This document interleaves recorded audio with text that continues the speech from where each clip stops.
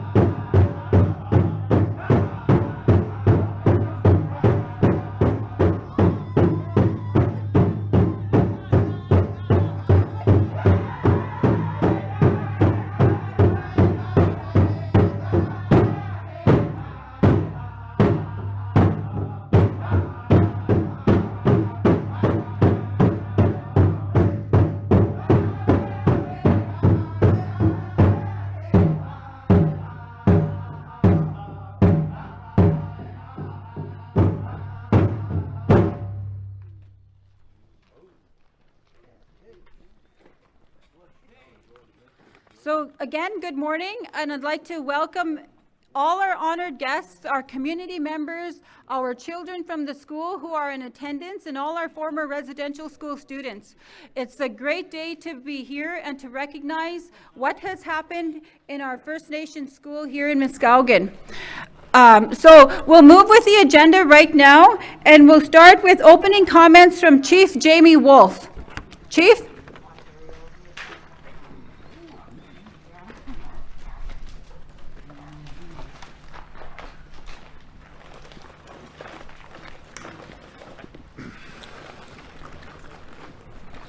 Just like to say good morning to everyone. Thank the Creator for this beautiful day.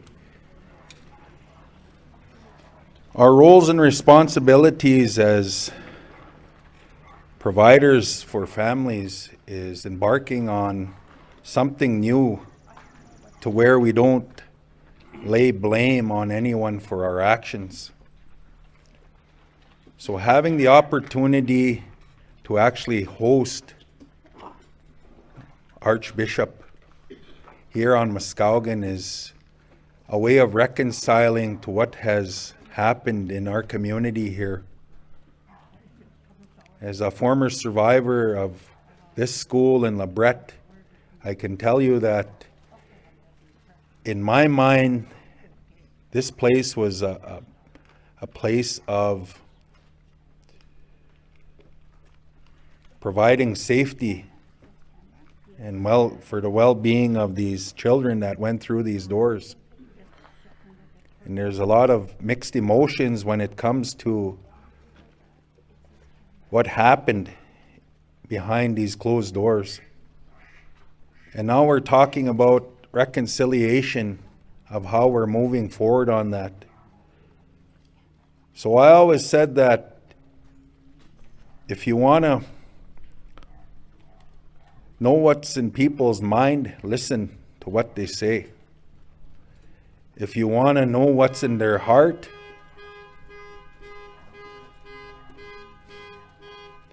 watch their actions on how they present themselves. So in our mindset in this community, we don't lay blame. A lot of us moved on from where we came from, and we're trying to develop and enhance services for our nation, both on and off the reserve. So you look at some of the things that has been constructed here in Muskowekwan. For example, that garden over there. You go further to the west, there's a family and wellness healing center. Prior to that, we developed out of this structure a stabilization and assessment center to heal our children with problems. So embarking and moving forward, we have a goal and we have a plan. We are a diverse community that has Cree and Saulteaux background teachings. Trying to learn from that and create something for our future generations is going to change the way of the future for our community. Because as of now, we're taking something that is broken and we're trying to change it for the better.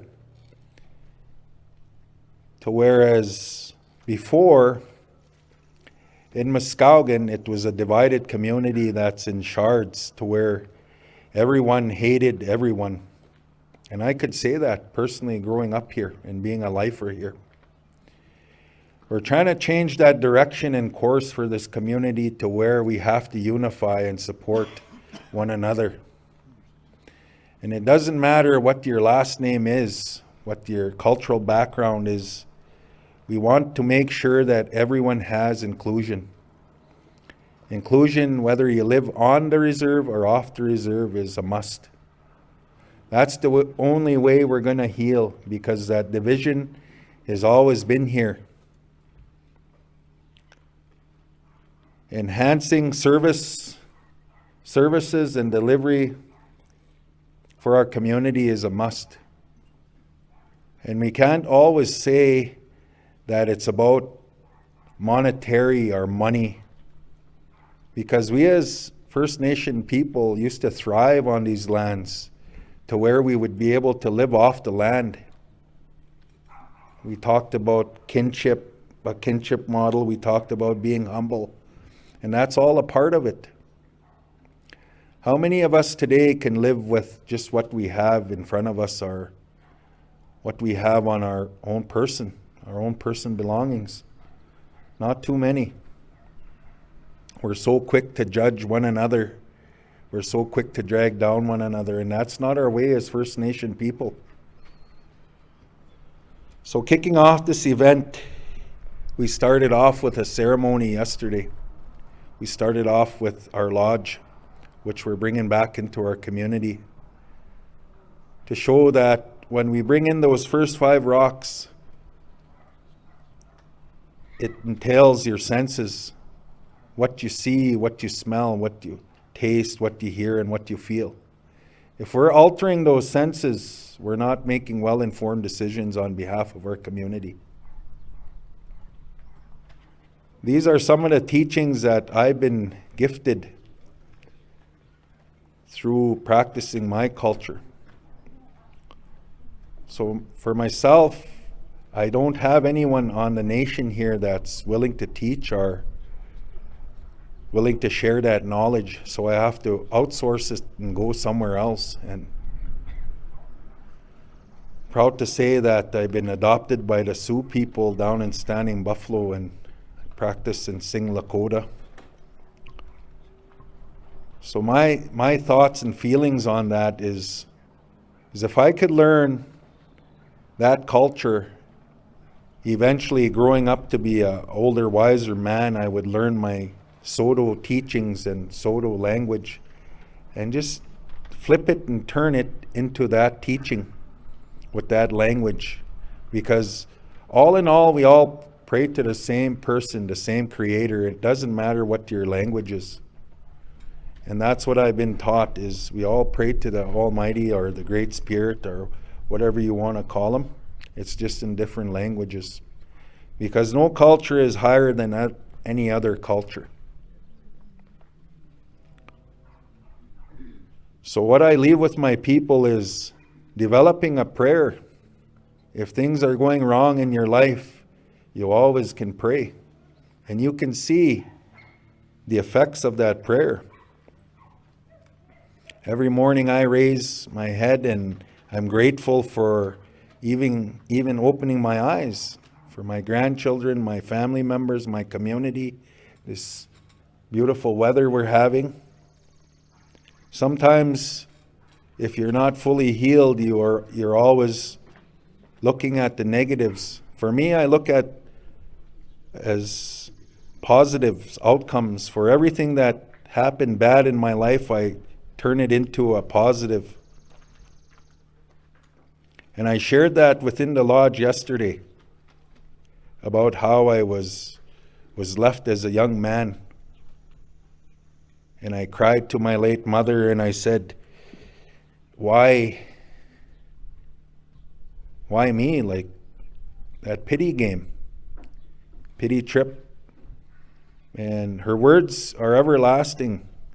She said, for if you weren't left, you would not know these people on Muskowekwan. You would not know the Moise family, the Windigo family, the Aiken family, the Wolfe family. So many families that I've been a part of growing up on this nation. And it's a true testament to it takes a whole community to raise a child. Because I'm a survivor and I've been raised in each of these homes.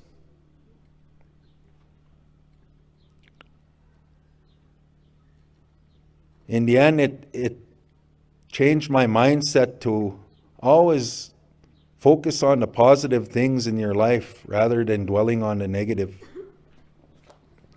Because every morning there's somebody out there that raises their heads and they open their eyes and the first thing they think about is that pity about why their life isn't going the way it is.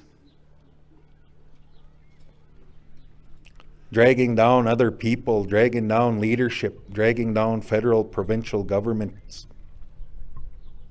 It's not our way to do that. It's our way to try and take that and turn that into something positive. For everyone here, is you had the opportunity to open your eyes and you had an opportunity to come and witness something that's, to me, is making history. We have the Archbishop coming here and we have a hope and a prayer that eventually we would have the Pope coming to visit in Muskowekwan. To hear those words of forgiveness would be life-changing to some that still believe in that way, in that culture. I wouldn't want to watch something like that on TV. I would want the person here in person. To have him come and say sorry for what you had to endure in this school. And if you look at our history, pre-contact, we had our own system put in place. We had our own healthcare system, we had our own justice system, we had our own education system. Our nations were thriving, living off the land. And that's something that we as First Nations got to get back into. Enough of the blaming. And money isn't going to solve all these problems. It's got to be done on an individual basis to where you have to make that change as individuals. I'm glad to see our young ones here to take part in this, because this message is for you. For every choice you make, there's an action and a consequence. Some of you have both your parents. Very fortunate.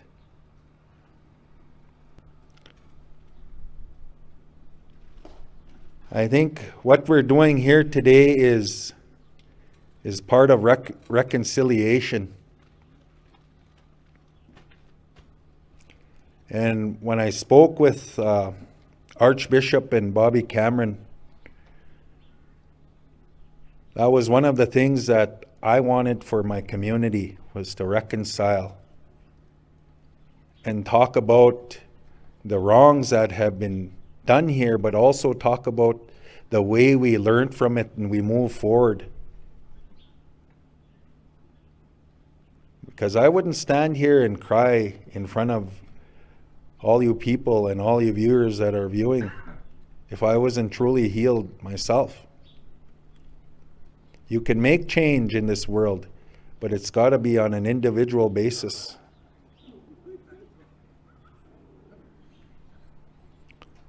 So I know what I want to say is, as a part of this, the murdered and missing Indigenous women, also when you look back at the traumatic effects that this school had, not only this school, but schools throughout Canada, those are choices that individuals made. To reconcile, we have to create a diverse education system to where we can actually incorporate our own teachings, our own language, our own structure, to where we can enhance our way of life. Because like I spoke earlier, those 5 rocks, if you're altering your state of mind, you're altering the way you conduct yourself.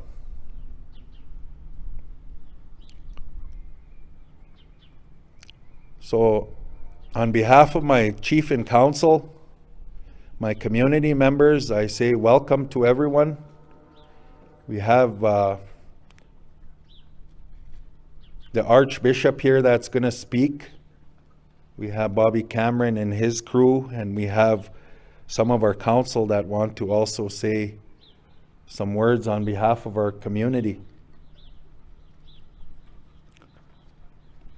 We are going to have a lunch here that's provided by our caregivers, our mothers, our women's group here. You're all welcome to stay. It's a turkey dinner, I guess, if some of you want to stay and join us. So with that, matakyasan.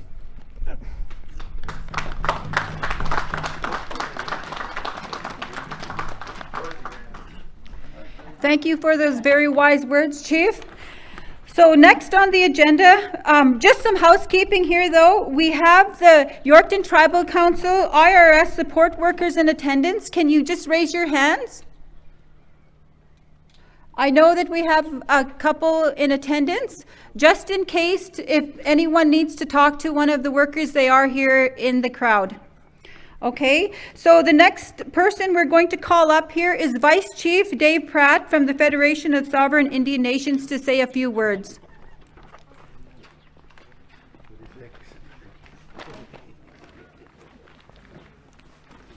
Good morning, everybody. Ninchagwa, first of all, miigwech to the elders that raised the pipe this morning and rendered prayers to the Creator. I want to acknowledge the beautiful day that the Creator blessed us with. I also want to acknowledge the drums that sang the songs for us this morning. I acknowledge the leadership, Chief Wolfe, and all the council that are here. I acknowledge you this morning, as well as Treaty Commissioner, you and your staff that are here, and also Chief Cameron and Bishop Boland and your staff too that are here with you today, as well as everyone that's here. I'll keep my remarks brief this morning. I do want to first of all also talk a little bit about the recent apology when we went to Rome. And I think Bishop Boland may speak to this when he makes his comments. But I just want to say that it was a very surreal experience when we went to Rome, and we were there to be able to send in our representatives from all of the 10 regions in Canada. And Chief Daywalker did a very good job on delivering the message on behalf of our region to the Pope. And I know that there were many mixed emotions about whether we should go or not, or whether the apology was even warranted. But I know that to a number of the survivors, it was very important for them to hear those words that I'm sorry, and that they accepted their role and responsibility that they played in the horrible legacy of the residential schools. So for a lot of our survivors, it meant a lot to them. We know that many had mixed emotions, but I think it's important, and that's one thing we've all been taught and raised, is the importance of respecting each other's opinions and values. And I know that that's something that we have to do even moving forward on this. So for us to be there in Rome to witness that was something very, it's a moment that that will always stick with you. That will be a part of us forever. And I know that we do have some work to do. We're going to continue to push for healing. We know that a lot of healing has to take place for our people. We know that there's not one of us that has not felt this impacts of the residential schools. Both my parents were survivors. Every one of us either attended or had our parents or our grandparents. And some of us went 3, 4, 5 generations to the residential schools. And we all experienced terrible things within that system. And I remember I tried to go to Lebret, but my late parents wouldn't let me go. They refused because I didn't know till years later because of what they went through and their own experiences within that system. So I want to acknowledge that today too as well. We will be working with the Catholic Church at the FSIN to push for their commitment that they made when the apology was given by Canada and they agreed to a healing fund. We'll be working with the Catholic Church on making sure that commitment follows through for healing and trauma and those investments to help our people get through this very difficult time in our history. Also want to acknowledge too as well, not only the healing and the work that has to be done, but we're going to continue to push hard at the FSIN too for healing and trauma centers to be located within our various member nations, because we know it's needed. And I know that the challenges are real and that they're there for addictions and trauma services. So anything that we can do to help, you know how to reach us and get a hold of us. We'll continue to press for those two areas. But I want to thank you for having us here today. Thank you to all the organizers for putting on the event. And we look forward to coming back and also continuing to advocate and support your nation as they move forward on such an important issue. Miigwech, thank you.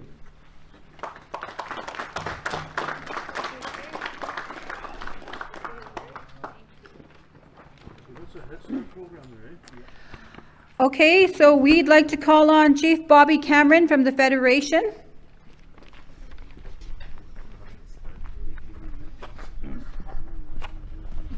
Thank you, Councillor Cynthia. Anin sagwad dane way maganak. Amegwanes. Nigan manto kanas komten miyogi sagam megwats. Egwa ko komno nas komten igagi someone. Igagi samosnamo. Kananto te taman wago magan te kapsis pogo ske taman. Miasin kawa pamten awa himechet tieg. E peito tieg. Miasin he tago tieg. We thank our God, our Creator, for a beautiful day. To all the organizers, Chief Jamie Wolfe and your community and the survivors that are here. You know, I just witnessed something here about 5 minutes ago. There was 2 young mothers with their babies in their strollers that walked down the road to the highway and they walked back.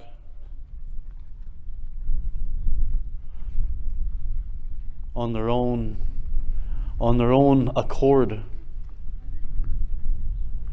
And then a vehicle came by, and I watched these mothers. What they did was they pulled to the side and followed one another and let this vehicle come by. And then they branched off into the middle of the road. They came back down this way and went to the Head Start program. They left together. When there was an obstacle in the way, they stuck together. And they came back together with their babies to that Head Start program. Thank you, Archbishop Boland, for being here, Treaty Commissioner, and the drum group for the beautiful music. As First Nations people, that's what it takes to get through challenges and hard times and intergenerational trauma, to stick together. To stick together. In our communities, there's alcohol and drug addiction.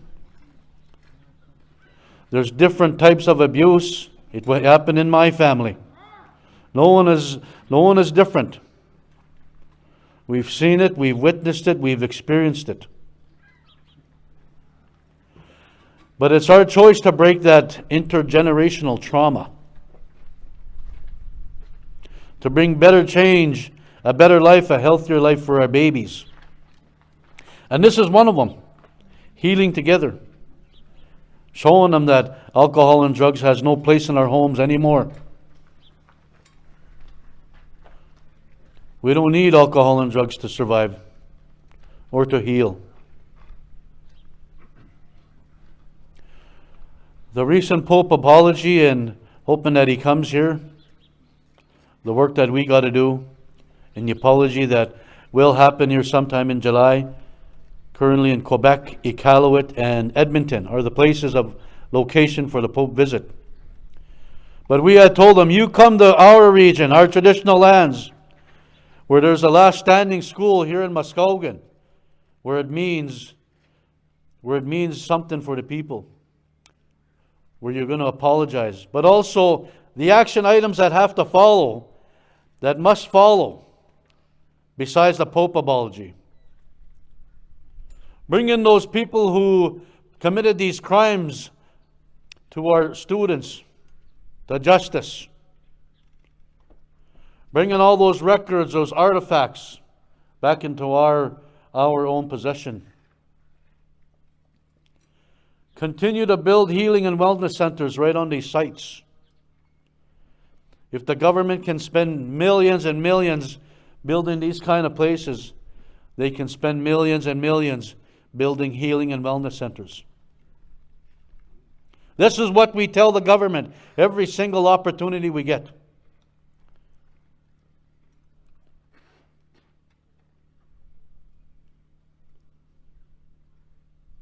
We'll continue to say that. For all those people who have passed away and all of our children that deserve a better life than we had.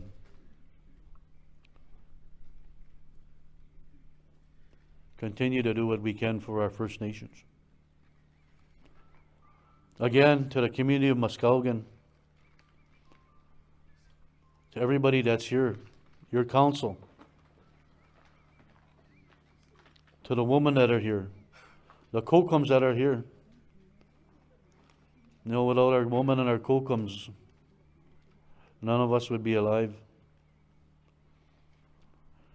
You know, it's that spirit, that fighting spirit in every one of us.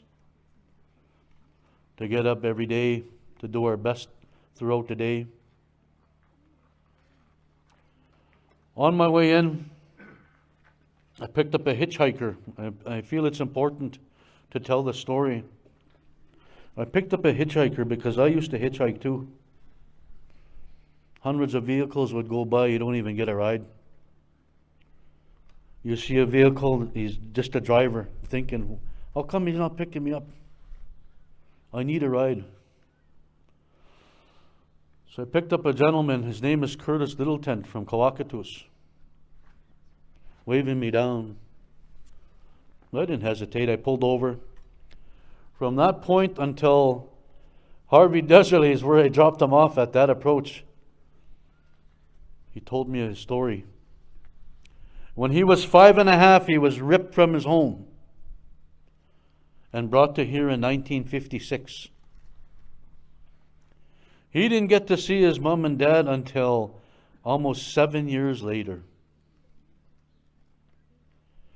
And by the time he got out of this school, he went to Gordon's. By the time he was able to leave this school on his own, his parents had moved to Tabor, Alberta. Can you imagine being taken from your mom and dad?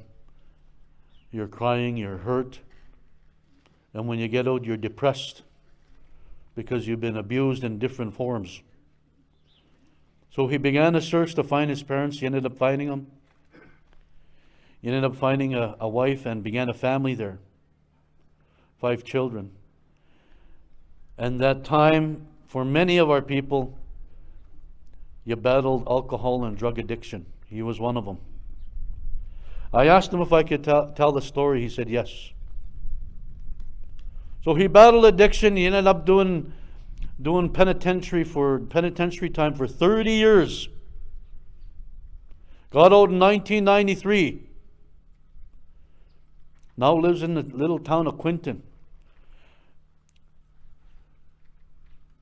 You know, despite the hardship and the tough times we've been faced, we still face racism. Haven't we suffered enough? Haven't we been abused enough? These little towns and cities still treat us like garbage.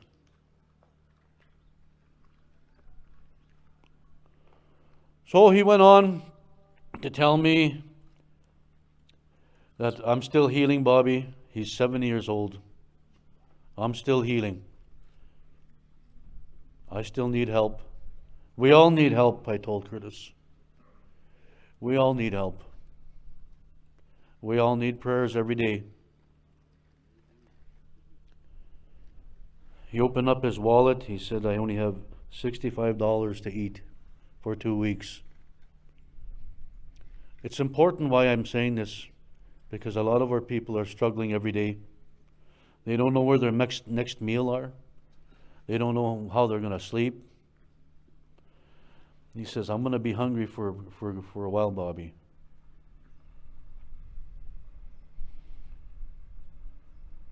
He was on his way to Leros to pick up some scraps to feed his cats, as those cats are healing him. That's his company right now, our cats. So I dropped them off. You know, any acts of kindness is what I'm trying to say to everybody here. It helps. A smile, a handshake. Just a simple thing as good morning, have a good day. I had $300 with me and I gave it to him. You know what he did? The man cried in front of me. He cried because now he's going to have some meals for the next couple of weeks. Acts of kindness, Nuago Magantik, friends and relatives. Acts of kindness. Chief Jamie Wolfe said some really good comments about some of the anger inside of us. About anger towards family members or other family. Life's too short, you know. Life's too short to be angry and upset. When we have our own problems in our own homes, when we have our own challenges to raise our own children, hoping that they succeed in life, that they do good in life, hoping that our children know that they're loved in life, even that's a challenge. Again, thank you for listening to us here this morning on Treaty 4 territory here in Muskowekwan. On behalf of the FSIN, our Vice Chiefs, David Pratt, Heather Bear, Dutch Laurent, and Ali Bear, we thank you all. Let's continue to pray and let's continue to work together. Let's continue to heal together. Miigwech!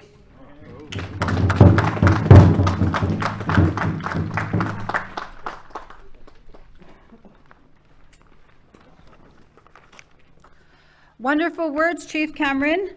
They resonate with our community as we've all lived through with the school in our First Nation for over 100 years. So really good words for our former students and everyone else who are here today. So next one I would like to call on is Councillor Vanessa Wolfe from Muskowekwan.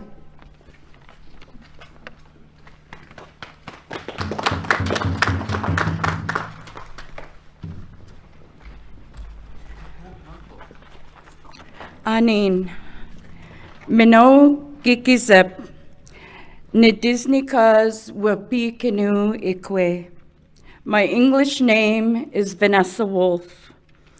As a former student of this structure that stands here, a former fourth-generation student, I consciously choose to represent the healing. I want to say thank you first and foremost to the elder for her prayer and guidance. Prayers are so important in leading us in everything that we do. The drummers for singing the honor song. I thank you. Welcome to Muskowekwan's Day of recognizing and welcoming Bishop Boland and all dignitaries. I acknowledge and I send love and prayers to all survivors, all former students, all descendants, and all those children that did not make it home. We stand today in prayer and solidarity as a community to support who are all here. For our nation, Muskowekwan, it has been a way of life. It is our reality. As members of this nation, we were all born into this legacy of colonization and cultural genocide. We all share one sure fact in common, and that is the history of the school that stands here. 111 years this place was in operation. So what does truth and reconciliation mean? We all have our own truth in relation to our experiences, whether it was direct effects or indirect effects of the legacy of residential school. Each individual truth represents a story. Each story, each experience is valued and held in the highest honor.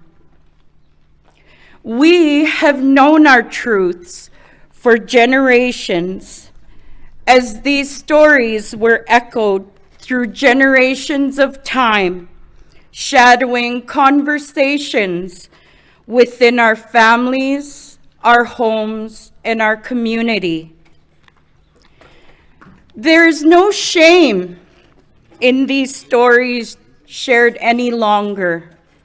Rather, we choose to use these stories as stepping stones to creating that path of healing.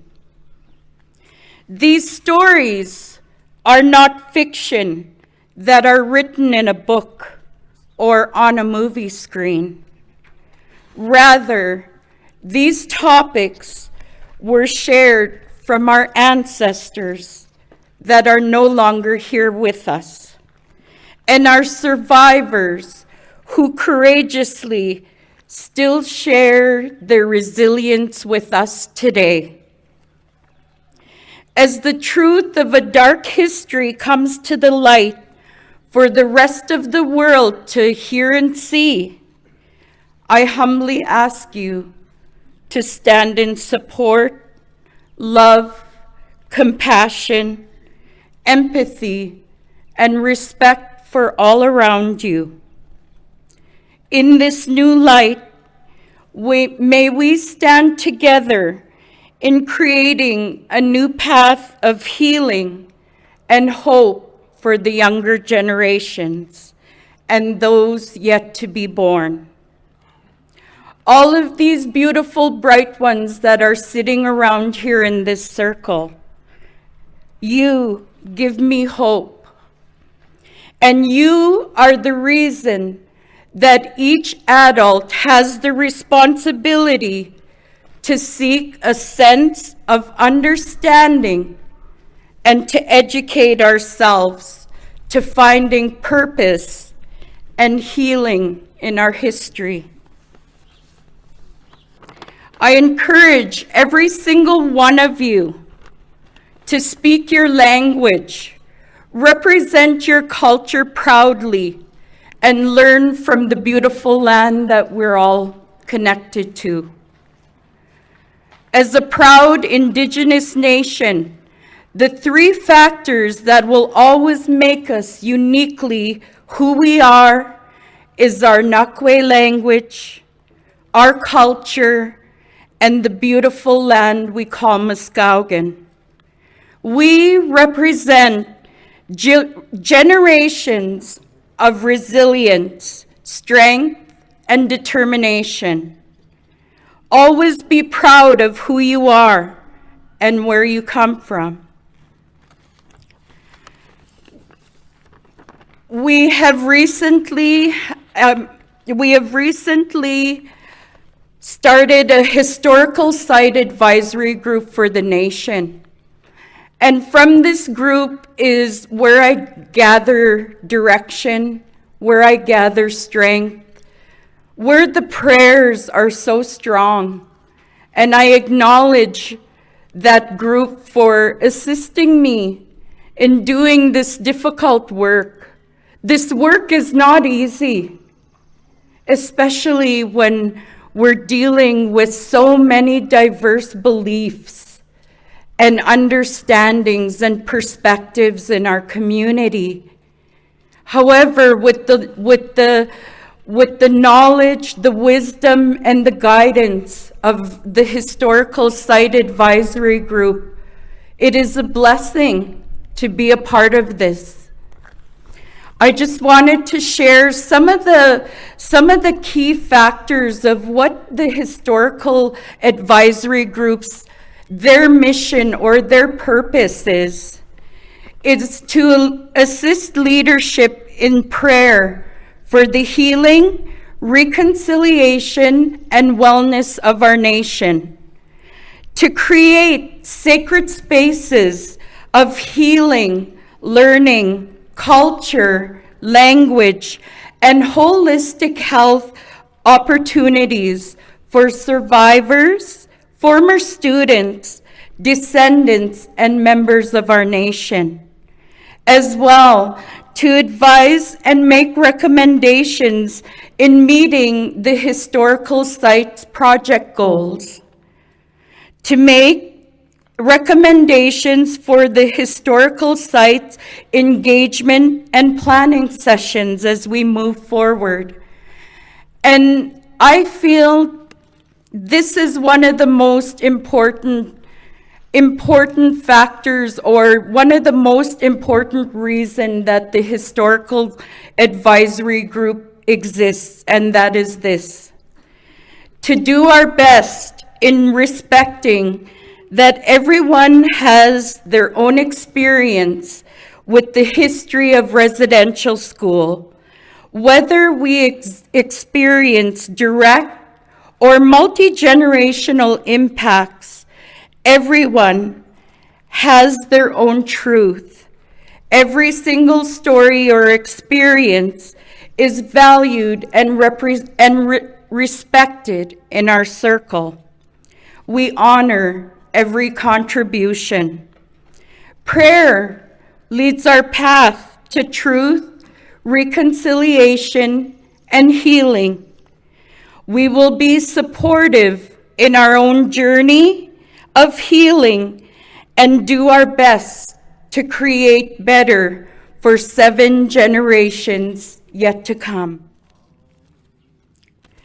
Now, when I was interviewed by New York Times last fall, they asked me, Vanessa, what do you want to see from all of this? What do you want to see from this? And the 4 things that I said that day was, I want the true history known to the world. I want to find and create healing and opportunities for individuals, families, and our communities. I want to see those unmarked graves finally put to rest and honored in a way that they deserve to be honored. Access more funding, more resources for this path to truth and reconciliation. The way that I see it, this school was in operation for 111 years. Can we have that same commitment to creating this path to reconciliation, in reclaiming what is rightfully mine as a Anishinaabe, and that's my language, my culture, and my connection to this land. With that, I'm going to leave you with these last words.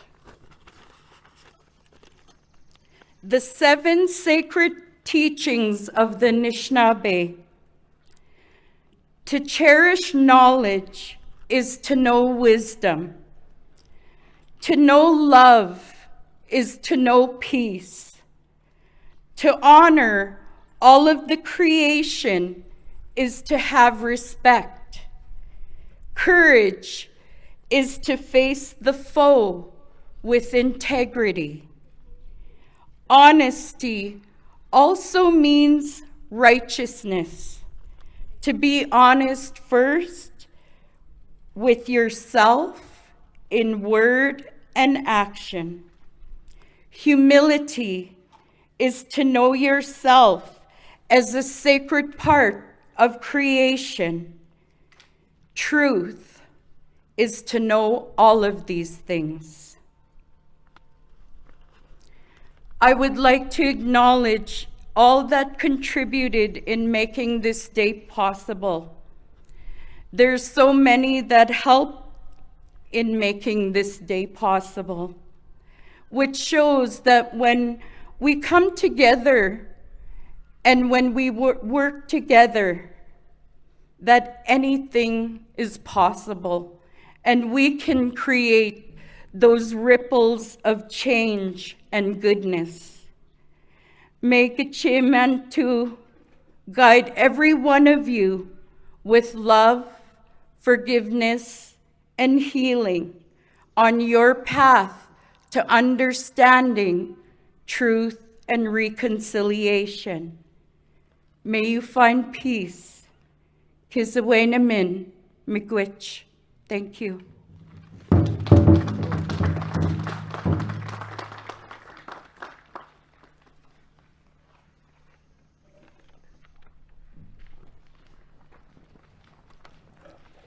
Thank you, Vanessa, for those wonderful words. Again, they echo what everyone in our community has gone through in the past 100 years. So before we move on to Archbishop Boland, we're going to ask the Grey Buffalo Singers to do an honor song for the children, to acknowledge the thousands of children who walked through these doors and some who did not make it home. So they're going to begin with an honor song for the children.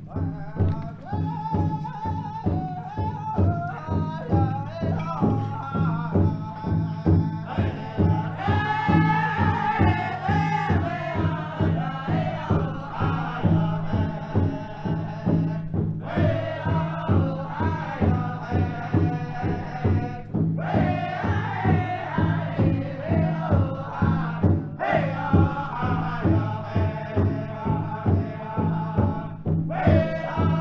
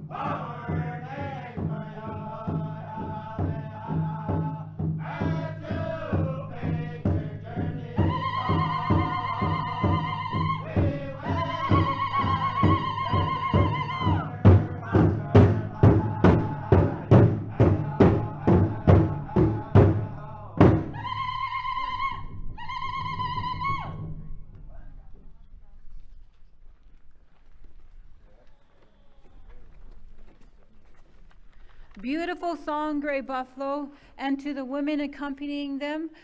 Wonderful, wonderful music today. So now that was in recognition of all the children who've gone before us and who will go after us. And thank you for that. I'd like to call on Archbishop Boland.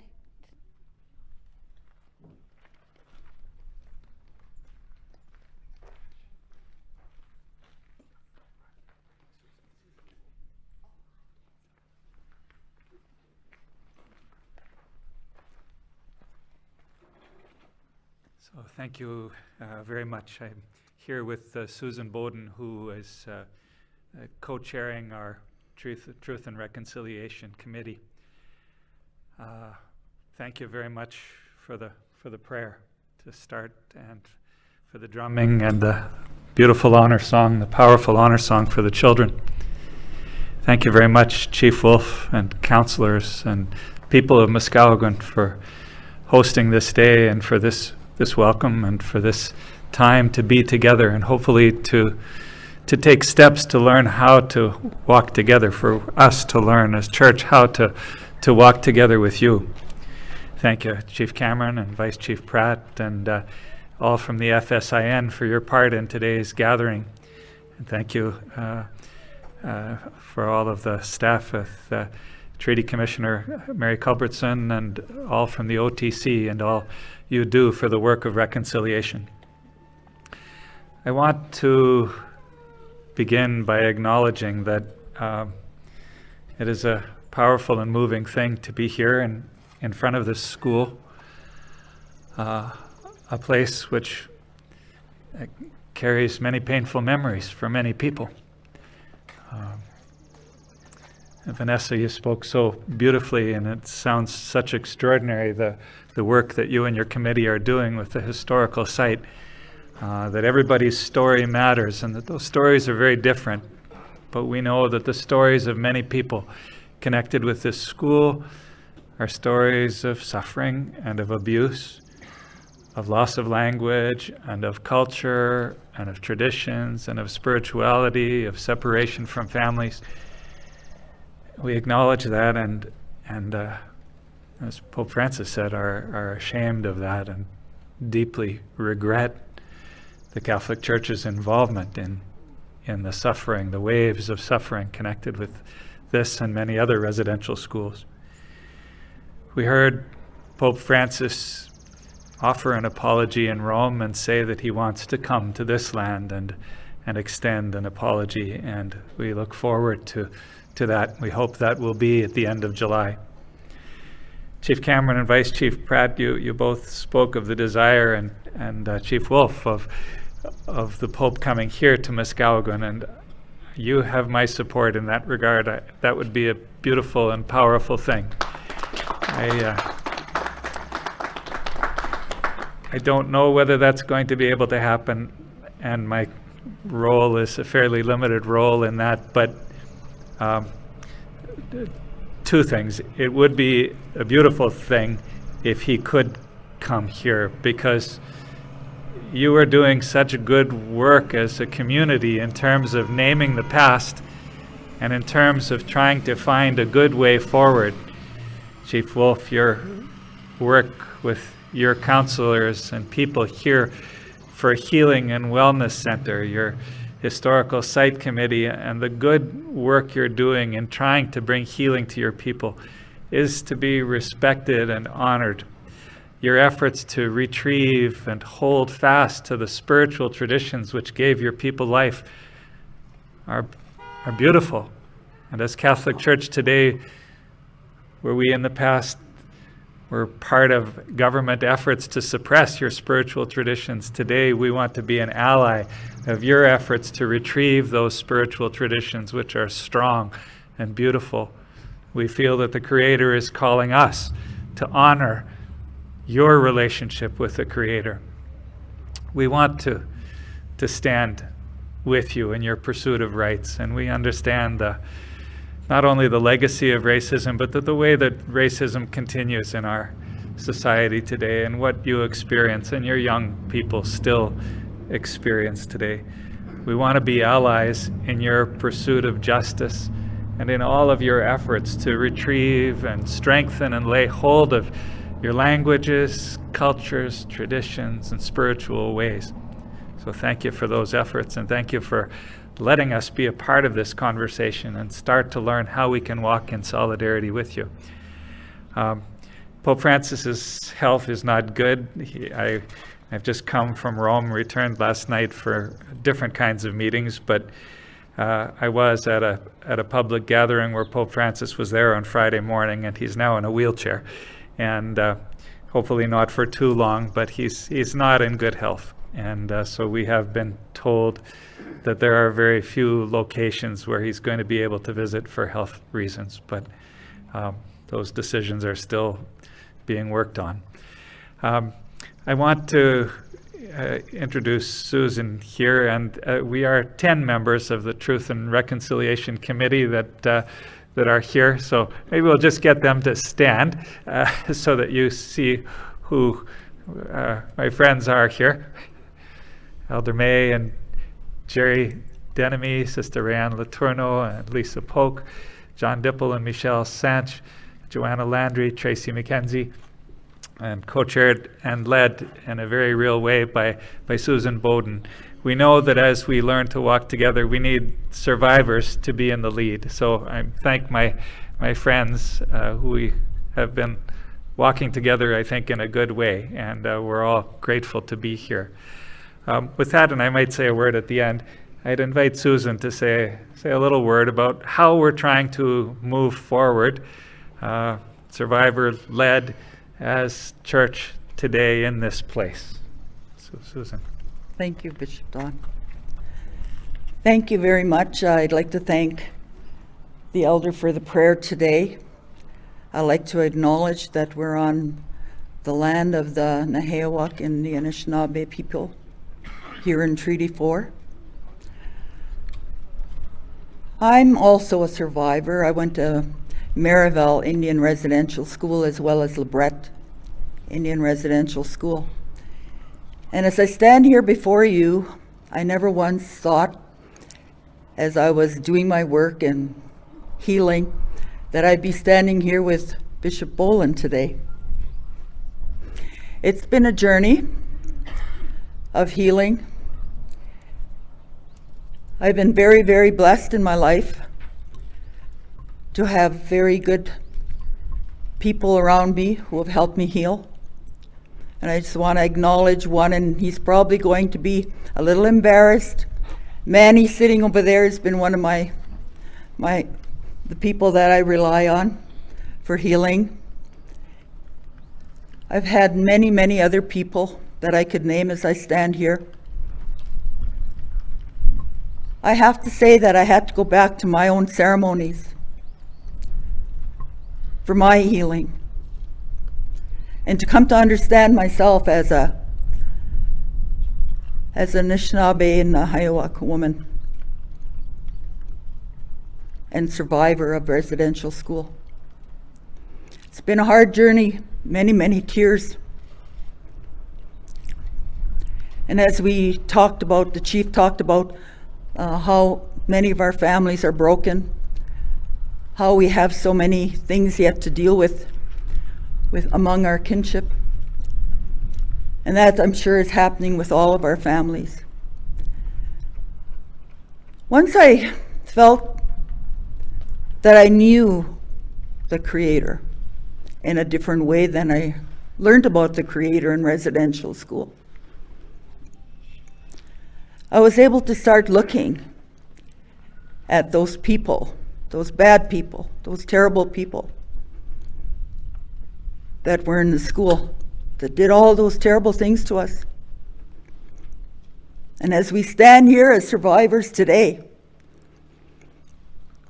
we stand with pride, and we stand because we're resilient and we're awesome. Even though we know, as we go forward in our healing, that it's not going to be an easy road, because you can't just get over the trauma. We just can't forget it, like a lot of people would like us to do. So I started going to church. I live in Regina. Because throughout my life, my mom was a very strong woman. And she always made us go to church on Christmas Eve. So we've always been in the Catholic Church, my family, but only because of my mom and only because of Christmas Eve and Palm Sunday. She always wanted a palm. And as that little 8-year-old girl that prayed in the pews in the churches, I started remembering her. And I started remembering how much I prayed to that God and how much I loved that God, even though the terrible things were happening to us. I started realizing once I was told by the late Willie Pegan, when I worked for the First Nations University, he said, go into any church and pray. We're all praying to the same God. And I took that to heart. And as I was feeling okay about my own spirituality from a First Nations perspective, I decided I needed to go down that road to the Catholic Church. And all my life I've been led by my Indian name. I was told when I got my Indian name I'd be speaking, that I would be representing people, my people. And I truly believe I was guided to the Archdiocese, to Bishop Don. Because this work is so important that we're going to be doing going forward. It's not everybody that's going to go back to the church. And Bishop Don does not expect that. We all have our own way of healing. And this was just part of my journey. I felt very conflicted many times about being part of the Archdiocese as a residential school survivor. Questioned my role many, many times, and even today. But I've come to the understanding that it's just as much, much bigger than me and what I think people are going to think about me. We have to hear from the Pope that he's sorry. Because those of us that didn't go to Rome didn't feel that sorry. And with him coming, I think those of us that are survivors that are going to be in that audience wherever he is will hear it and hopefully feel the same feelings the people that went to Rome felt. I really want that for me as a survivor.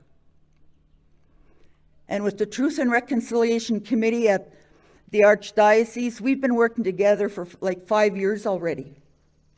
This is not something that just started a year or two ago. Been teaching about our spirituality, teaching people about how wonderful our spirituality is, how awesome it is, how forgiving we are as First Nation people. And sometimes that's our greatest strength, but it also could be our greatest weakness. In this case, it's our greatest strength. Because in order to move forward, to be well, the Catholic Church has got to walk with us. They did this. And we can no longer forget their part in our trauma. We can no longer forgive unless we see some real action. And as a survivor, when Pope Francis comes, I don't only want to hear I'm sorry. I want to hear what the church is going to do about it. Like many of the speakers this morning said,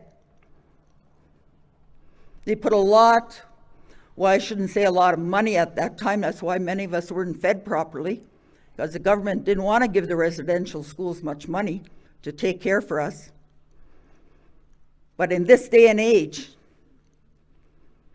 they've got to not only be seen to walk, but to action, real action.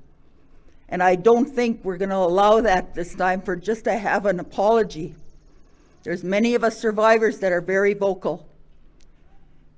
And we will demand that action.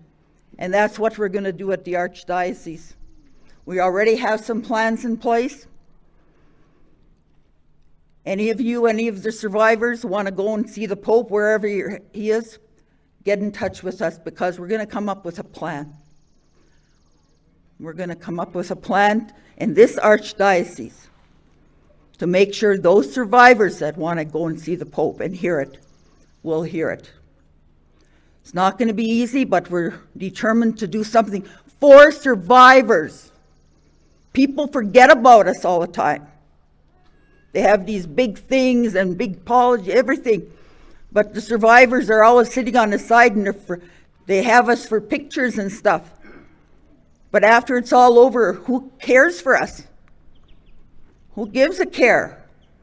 Well, that can't continue. We have to stand together and demand what's coming to us, what we deserve, what we are worthy of. So I'm so proud of the people that I work with. Their hearts are sincere. And Bishop Boland is a tremendous leader to us. I don't think we would have gotten this far if it wasn't for his leadership.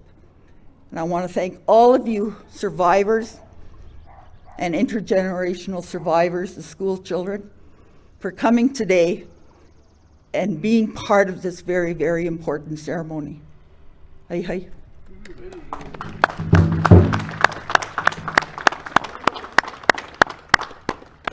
The only part of what Susan said that I take issue with is that I'm a great leader, but I try to listen to Susan and to other survivors, and that helps a lot.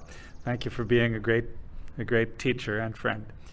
So 2 things that Susan mentioned that I just want to come back to in concluding, and the first is that we clearly recognize that as important as apologies are, not only apologies from the Pope, but apologies from local churches, from all of us who carry that legacy on the church's side, that apology needs to lead to action, and we need your help in terms of what action to take, how to spend the money that's been set aside, how to be your allies in your negotiations for your rights, your pursuit of rights, and how to be allies in your pursuit of holding fast to your language and culture and traditions and spiritual ways. Secondly, Susan mentioned, if the Pope doesn't come here, we want to find ways to facilitate as many survivors as possible going to wherever he does come. We want to assist in that regard, make it possible, and accompany you. So that's going to take work, but for the moment we hope that Plan A materializes. But if we go to Plan B, we'll be in touch with you very quickly, Chief Wolfe, Chief Cameron, Vice Chief Pratt, to move forward with that conversation. Thank you very much. May the Creator continue to bless each and every one of you. Thank you.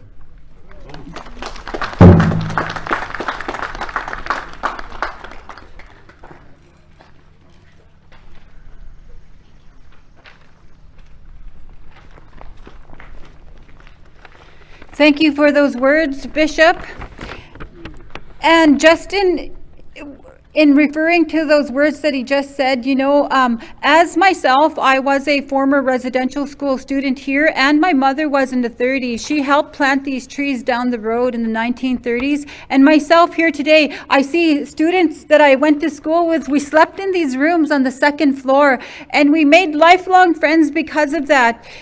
And, you know, it has this terrible legacy, but we're here today, and that stands for something. It shows how resilient First Nations people are, and our young people here, our grade 6 classroom that's sitting here today and listening to all of these people speak. And I hope that one day you will echo these conversations with your own children, because one day you guys are going to be our leaders in moving these kinds of projects forward. So with that, I'm going to recognize our survivors that are going to speak here today. And I'm going to call upon Roland Desjarlais to share some of his words and his journey to where he is today.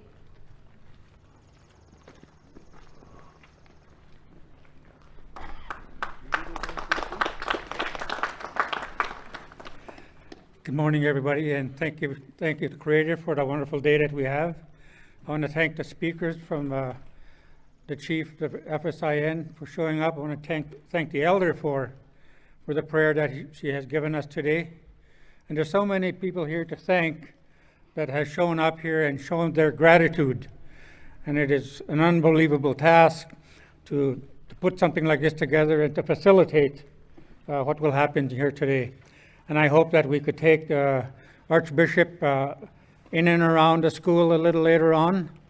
And I would like to accompany him, of course, and show him some of the dormitories, the classrooms, and possibly some of the places where I got strapped.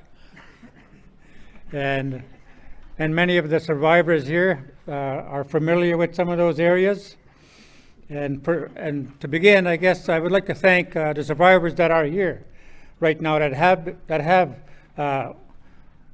actually many of them were raised and were born and raised in the school itself.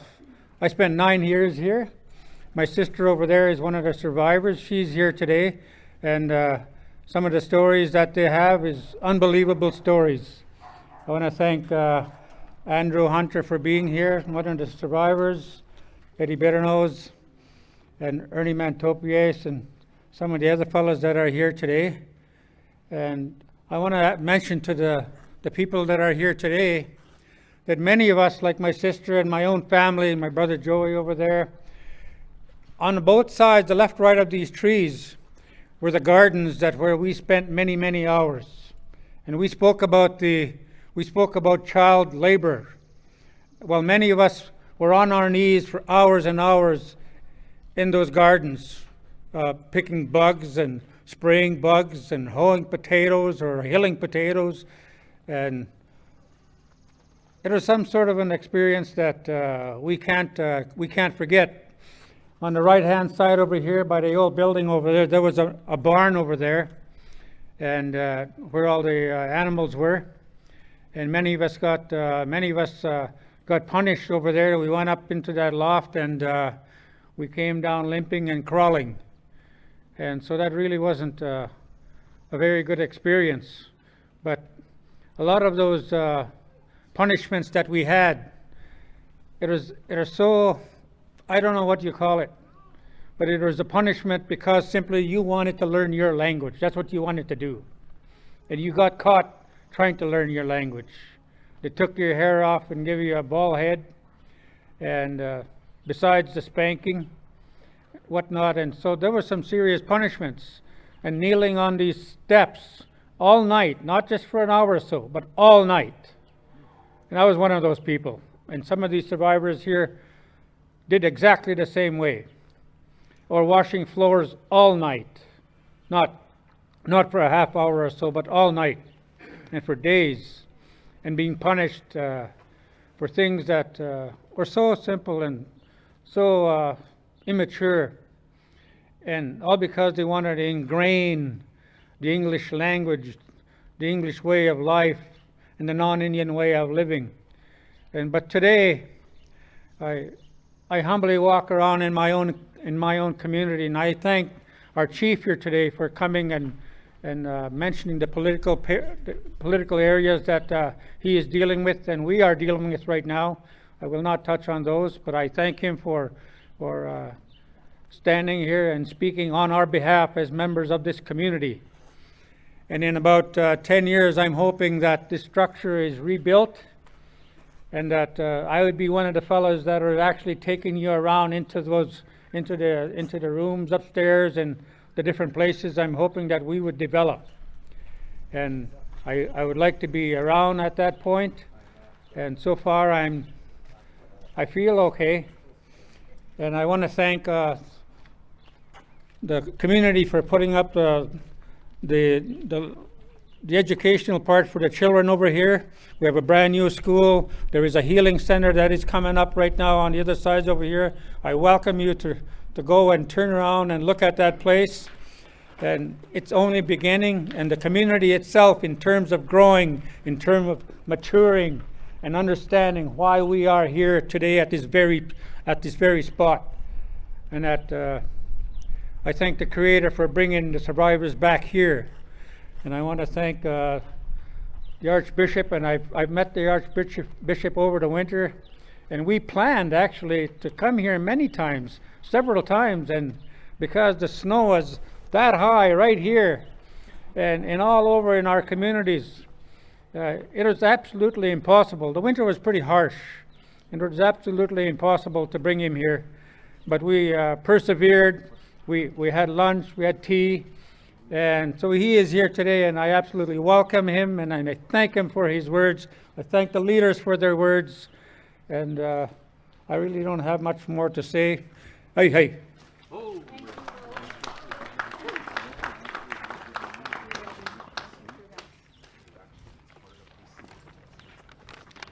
Thank you, Roland, for those words. And I'd like to invite Elaine Sebright to come and say a few things.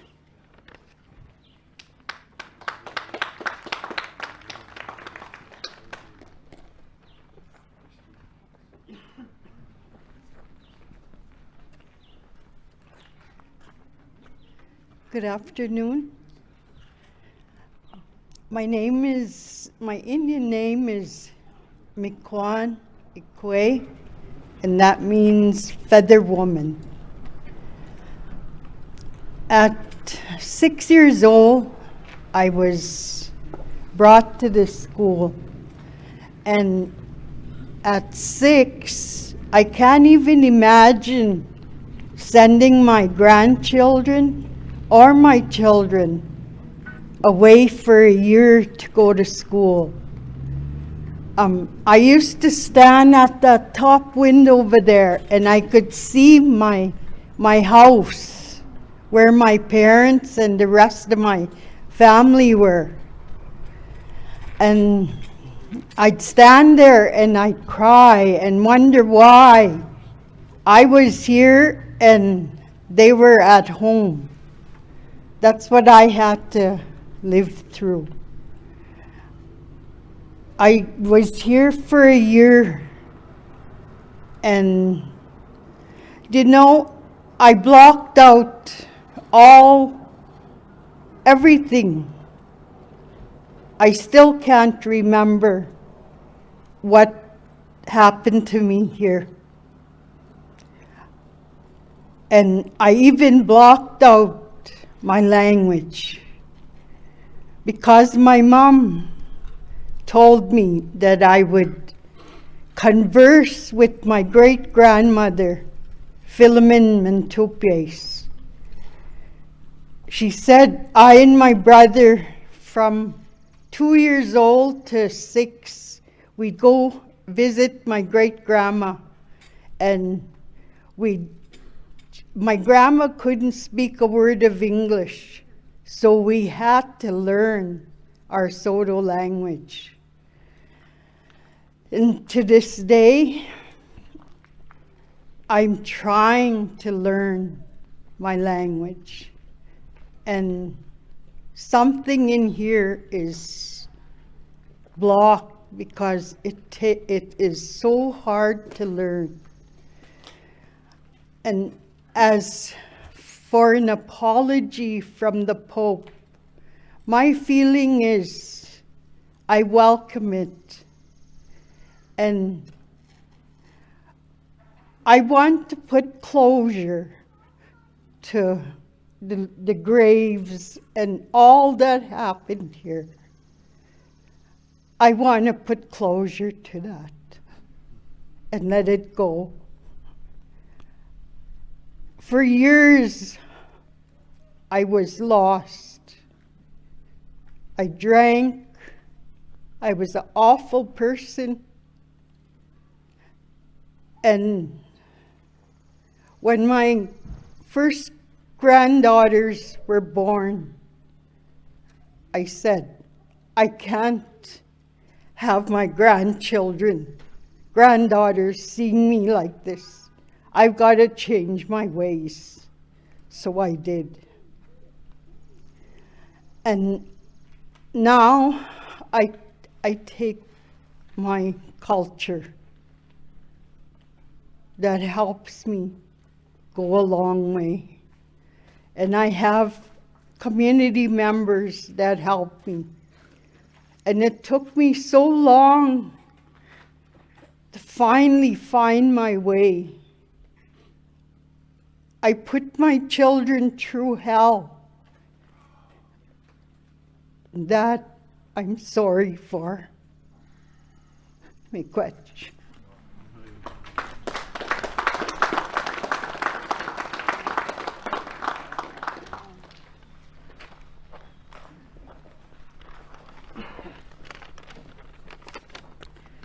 Thank you, Elaine. That story is so heartfelt, and it's what our students went through. All the little children went through those types of things. So it's so heartbreaking to hear it. It's very heartbreaking. I'd like to invite Leon Wolfe Sr. to share his story, a former survivor also.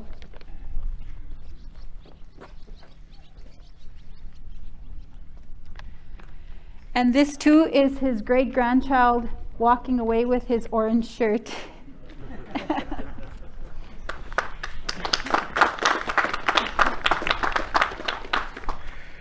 Good morning, and thank you for inviting me here this morning.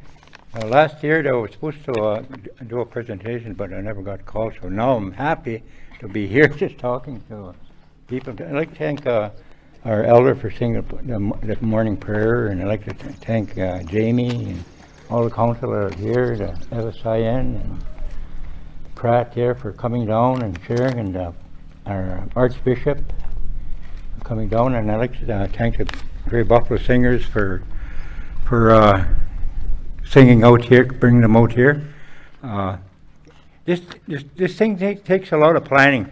All this, what you see all here, you know, I was part of the planning there. I had to get these teepees put up here, these 2 teepees, and this thing here, we ordered it, and yesterday it was raining, and I was thinking about that, you know, and so I went home and I start smudging, you know, and asking the Creator to hold off the rain till this thing is over, and I guess He listened to that, you know, so. But that, I was in 1959. I walked through those doors into the school here, and in 1967 I walked out of these doors, you know. So I was here for 7 years, and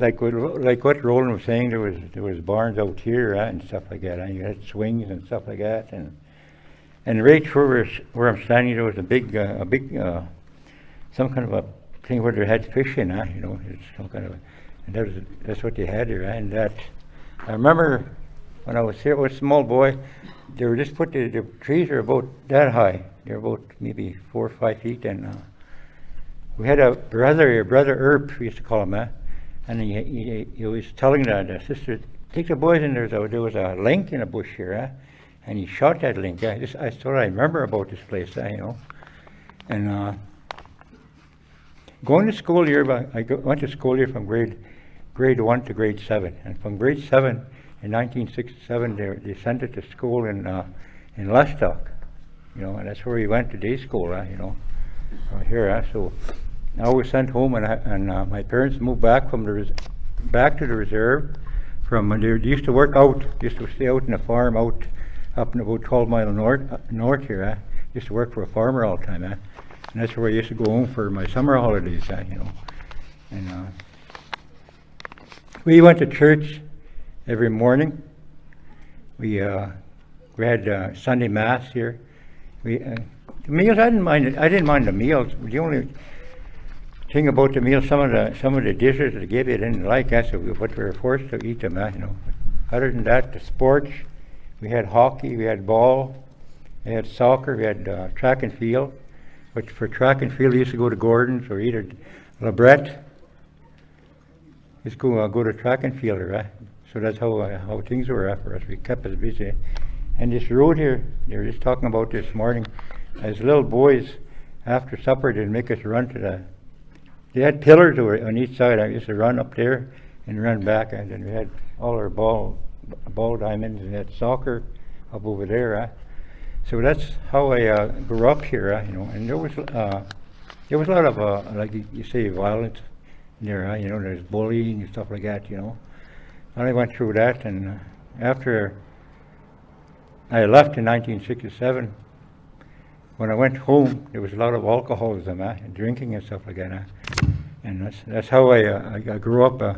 From 15 to 24, I could say I guess an alcoholic. I was in and out of jail. But anyway, with that, and at 20, my first son was born in February 2nd, 1977. And at that time I was working for the band here, and and I went to the hospital drunk. I just remember going there drunk, and I remember getting stopped between LaRosse and Keller and LaRosse and Lestock, and I had two buddies along with the guy that was driving tried to jump behind the seat while the car was kind of moving. I remember I woke up, I threw the gear, and then I blacked out again. And I woke up at home. My car was home, and I was home. And I asked my dad what happened. He said, well, the cops brought you home. He said, they brought your car home, and they took those two other people that were drunk in your car to jail. And they left. And they brought me home. You know, I was always wondering about that. Maybe that's just a change. And at that time, I made a commitment that I didn't want to see my kids see me drunk. My son was born February 2nd, 1977. Then from 1978, I stopped drinking to this day, 2022. So that's 44 years I've been sober. I haven't touched a drop of booze. And also I work for the band here. I'm a addictions counselor. They call me, when I first started, it was called NADAP. I've been working at that ever since since 1978. So I've been here for quite a long time, you know. And but with all the stuff that's going on here, I'm glad that everything is all going well. We got our school here. There's going to be a lot of changes going on. We had Vanessa talking about what's going to be happening the next few years. They're going to be fixing up the roof up there. There's a big hole in there, there's a big hole in the roof there. So that's going to the first start, and then the inside is going to be they're going to start working on the inside of it, you know. So that's something that's looking forward to. I don't know if I'll see the completion of it. I know I'm 69 right now, 69 years old, you know. And I've come a long ways, you know, and I see my second oldest son here and my great grandson here, and it's a little guy there, you know. So these little guys, you know, when my boys, my 3 boys and my daughter grew up, left the nest. I thought that was it. I thought that was it for me, you know. Then these little grandkids come along, you know, and that kept me going. Now I got 3 great grandkids, 4 grandkids I've got all together. So that's where I am right now. I just like to thank Cindy and all the people for inviting me here and sharing my story. You know, it's been a long run. And a lot of my training came out of SIT. You know, and those people are real good. They look after you good, they pay for your meals, they pay for your room, and the band also looks after me good. When I go for training, they pay for my mileage, you know. So I'm coming to the end of my road. I guess say the road for my. They're always asking me when I'm going to retire. I'm 69, and some of the people I work with out there from different communities say, you'll never quit, they'll tell me. You always, and my wife said, oh, you'll die on your job. She tells me that. So, but, it's, as long as I can walk, as long as I can talk, as long as I can see, I'm okay, And the thing is, I got to look after, number one, myself, my health, And with this COVID here since 2020, it's kind of weakened me.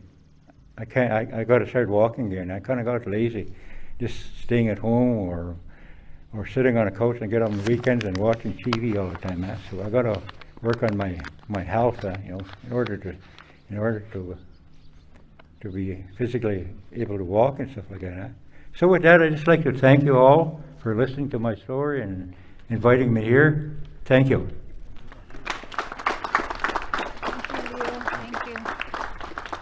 Thank you, Leo, for that very inspirational story. So I'd just like to share something really quickly here too. I started my journey with Indian residential schools when I was grade 2. Even though I lived right over there alongside the highway, I didn't start out here at Muskowekwan. I started at the Lebret Indian schools where I was put when I was grade 2, so I was 7 years old. And my story was that I was in there, and I don't know how long I stayed, but I did stay for a couple months for sure, because we got put in there in the fall, and the fall is when cross country happens. And I was so sad. I would cry constantly over there in my bed, like cry myself to sleep. And then I was there with some of my older siblings, and my older sister, who was 3 years older than me, she said, join cross country. She said, join it. We're going to go home. We're going to go home to Muskowekwan, and they're going to take us there. We'd always, all residential schools, they would follow each other and go to cross country at different schools. And so she said, we're going to go home. Come home, come join the cross country. And I couldn't run, but I still joined it. And we came home here. I remember coming on the bus with all of the Lebret students, and I lived right where that house is. That wasn't my house. It was an old house on the side of the road. And the cross-country route was right along the fence line by my house. And I remember running, jumping under that fence and running to my house and just hiding under the bed so nobody would take me back to Lebret. And I was just telling my mom, I was crying, I don't want to go back there. I want to stay home. And that was my first incident or memory of residential school and how bad it was, how it impacted me. Having said that, though, I was back in here for about 5-6 years, and I eventually went back to Lebret too, but that was just my story with the schools and things. So it was so sad and hurtful. And I still dream about this place because I saw it every day as a child living right across the road there. And I still dream about it occasionally, with stories, and they're not good dreams. So, but last and not least, I'd like to invite Mary Culbertson, the Treaty Commissioner, to come and say some words.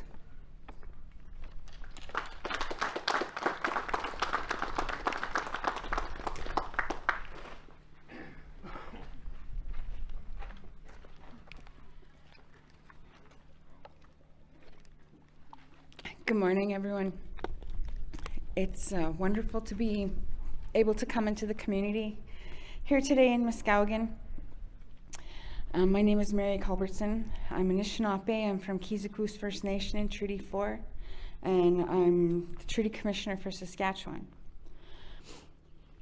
COVID has kept us out of our communities the way we used to gather for a couple years now.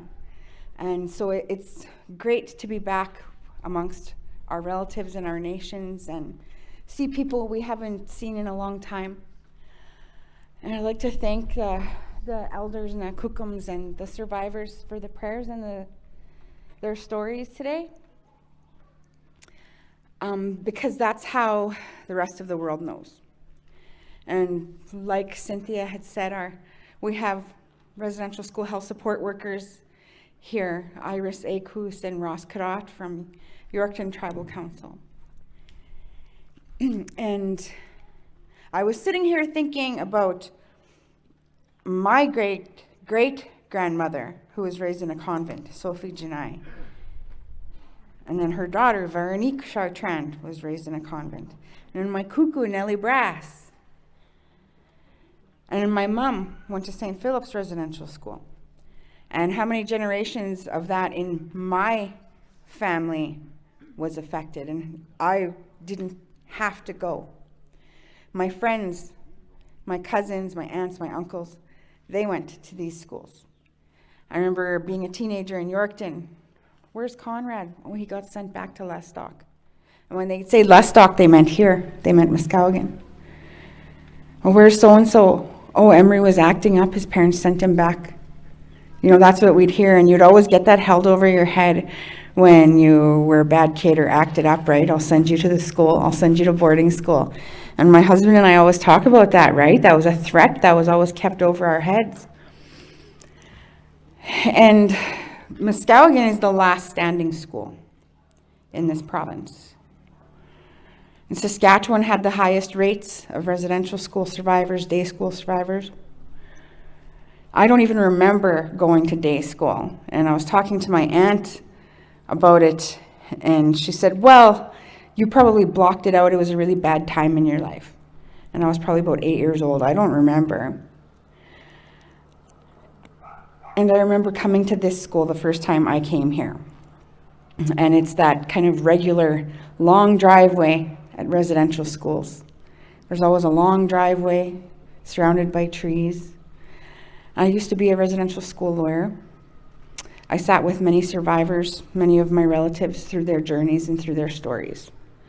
But what was different about me, and I found that out by my non-First Nations colleagues, is you're flipping back and forth between a counselor and being a lawyer. When you're sitting there talking with someone about their story, about the most horrible things that happened to them in their lives and how it affects them today.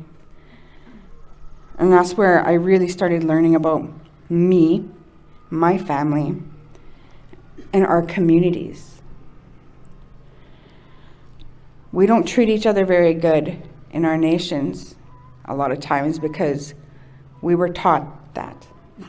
We were taught to not be good to one another. And as a treaty commissioner, it was my predecessors who made those promises 146 years ago at Fort Qu'Appelle at Treaty 4. In 1874, the commissioners promised the First Nations they would have an education in their communities. They wanted their children to know the cunning of the white man.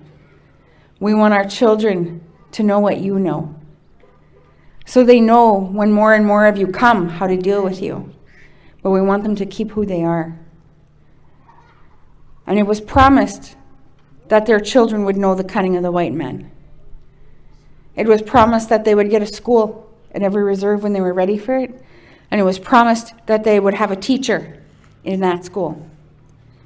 And instead, we got a residential school education. And they offloaded their treaty responsibilities to the Catholic Church and other religious organizations.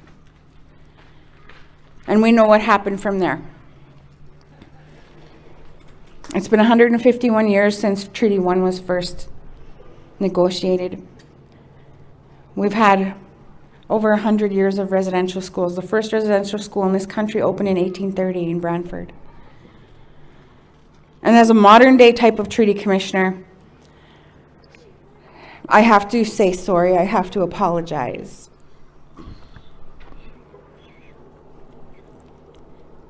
I don't think those treaty commissioners at the time knew what those promises were going to be.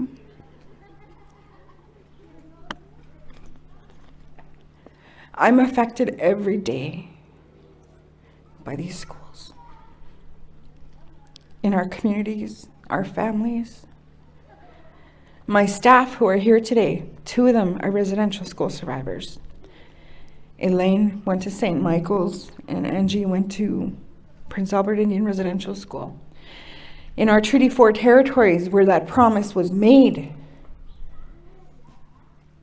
is where the Holy Father, Pope Francis, should come. This is where that treaty right to education was made, right here in Treaty 4 territory. This is the last standing school The graves at these schools are evidence of Holocaust. It's evidence of genocide. These are Holocaust sites. Chief Marianne Daywalker was our Saskatchewan delegate who went and took the message there. She's not able to be here today, but when you look at the media release that she helped craft and put forward, she talks about Saskatchewan's not being considered now because there's very limited sites. And in that release, she talks about how the places he may go are places where there's very active Catholic congregations of Indigenous people. And in understanding where she was coming from in that context, it's like they're going to favor where people are still continuing to practice the Catholicism, Catholic religion. And yet here's the sites. This Pope of the Catholic Church, the head of the Catholic Church, needs to come to where there's bodies, to where these sites are evidence of Holocaust. When we go visit Holocaust sites in Europe, Auschwitz, Burnham, it's there for the world to see. It's education, and it's a reminder that these things happened and they'll never happen again. And that's what we have to do here. He needs to come here to see the Holocaust evidence that the church left behind, that the Crown was responsible for. I'm the first woman Treaty Commissioner. I'm the first Anishinaabe Treaty Commissioner. That's awesome.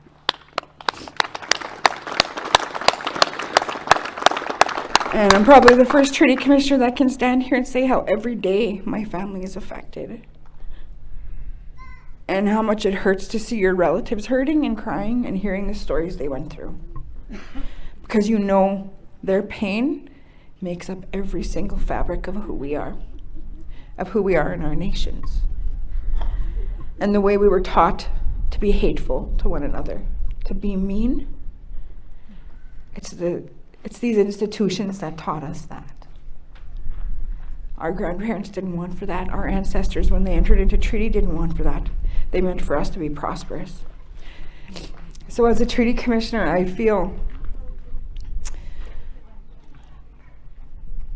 sit in the middle of my people, but I feel a lot of heartache too, because I feel like I need to do more.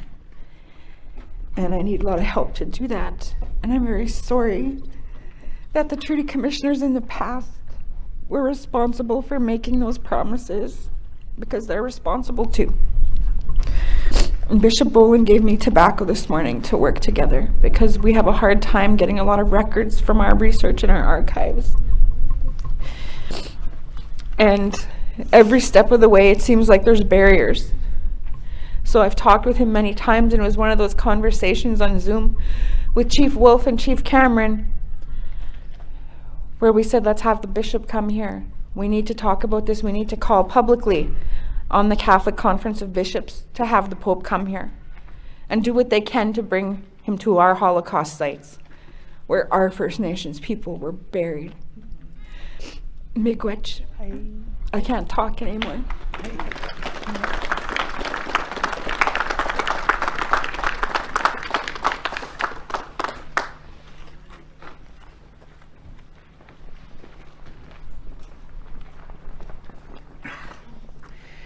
Thank you, Mary.